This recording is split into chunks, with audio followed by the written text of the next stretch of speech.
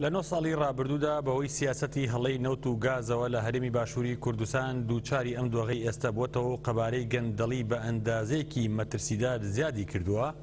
ئەوش بەشێکە لە نووسینی پەرلەمانتار عەلی حەمەد ساڵح.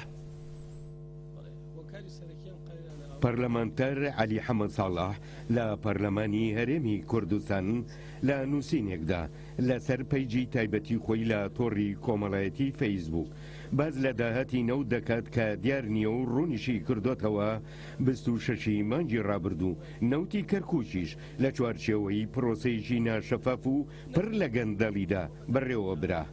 بە بەهای 9 ملیار و 750 ملیۆن دۆلار نەوتی شێلگەی سەرەکی ئاڤانا و بایحسێنی کەرکووک فرۆشراوە کە بەشی موچەی 21 مانگی موچە خۆرانی کوردستان دەکات، بەڵام کەس نازانێت داهاتەکەی لەکوێیە.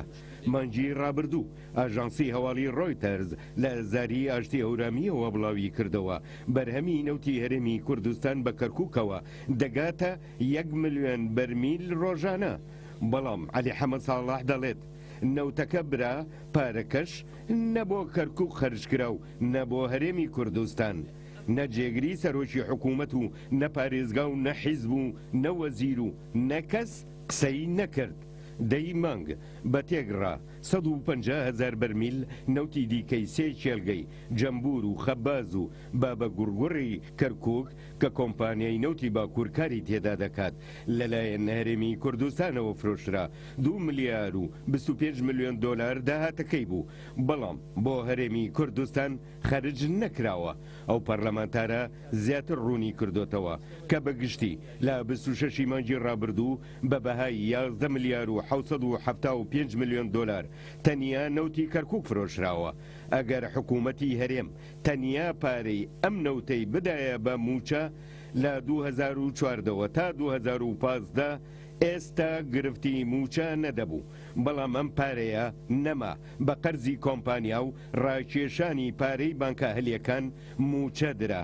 هیچ کەسیش لە حکوومەت لەسەر ئەو پارە زۆرە بەدەنگ نەهات. لە سەدا شەڵسیە و نەوتەی کە دەڕوا بۆ تورکیا لە شێلگەکانی خۆرمەڵە و ئاڤانا و بایحەسەنە، ئەو شێلگانە هی حکوومەتی عێراق بوون، بەڵام دراون بە کۆمپانیای نزیک لە پارتی. کەسیش نازانێ لەسەر چ بنەمایەک پێی دراوە. پارتی هەموو ئەوانەی کردووە و دەسەڵاتیشی هەبێ زیاتریش دەکات، بەڵام پرسیار لێرەدا ئەوەیە کە داخۆ کێ هاوکاری بووە، کێ بەرپرس بووە و بێدەنگی کردووە، کێی تریش شەریک بووە. پرسیاری تری گەل ئەوەیە کە بۆچی هێزە سیاسیەکانی تری باشووری کوردستان بێدەنگ و پرۆژەی چارەسەری ناخەنە ڕوو.